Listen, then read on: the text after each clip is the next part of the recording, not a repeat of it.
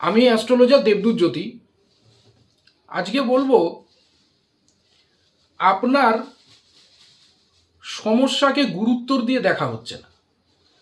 আপনি কোনো এমার্জেন্সি সিচুয়েশনের মধ্যে রয়েছেন, সেটাকে কেউ গুরুত্ব দিচ্ছে না। অনেক সময় কোনো এমার্জেন্সি সিচুয়েশনের মধ্যে আমরা থাকি, কোনো অফিসে যাচ্ছি সমাধানের জন্য বা কোথাও আমরা যাচ্ছি, তো সেখানে দেখা যায় যে আমাদের এমার্জেন্সি, আমাদের আর্জেন্ট, এই ব্যাপারটাকে গুরুত্ব দেওয়া হয় না। আমাদেরকে অনেক সময় পিছিয়ে দেয়। আমরা বোঝানোর চেষ্টা করি যে আমারটা আর্জেন্ট, আমার বিষয়টা খুব গুরুত্বপূর্ণ, আমি একটা এমার্জেন্সি সিচুয়েশনের ভেতর আছি, একটু শুনুন। অনেক সময় দেখবেন শোনার চেষ্টা করে না। এখানে একটা গ্রহেরই দোষ, যেটা হলো রাহু।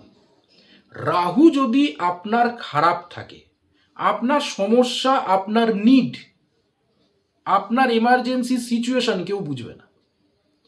আপনার যে দরকার এটা কেউ বোঝার চেষ্টা করবে না, গুরুত্ব দিয়ে দেখবে না।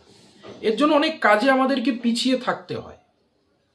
তো যদি গুরুত্বর বাড়াতে চান, যে আপনার সত্যিকারের কোনো এমার্জেন্সি বিষয় রয়েছে, আপনি কোনো একটা ভয়ঙ্কর সিচুয়েশনে রয়েছেন, কোথাও সাহায্যের জন্য গেছেন, সেখানে যাতে সেই বিষয়টাকে গুরুত্বর দিয়ে দেখা হয়, তার জন্য আপনাকে রাহু ঠিক করতে হবে।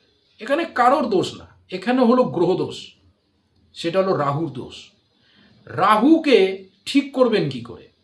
রাহুকে ঠিক করার জন্য সোশ্যাল মিডিয়াতে উপায় দেওয়া সম্ভব না।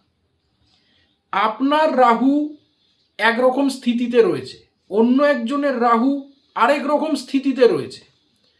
তো রাহু এক একজনের হাতে, এক একজনের জন্ম কুষ্ঠিতে এক এক রকমভাবে অবস্থান করে। সেই অনুযায়ী রেমেডি করতে হয়, সেই অনুযায়ী উপায় দিতে হয়।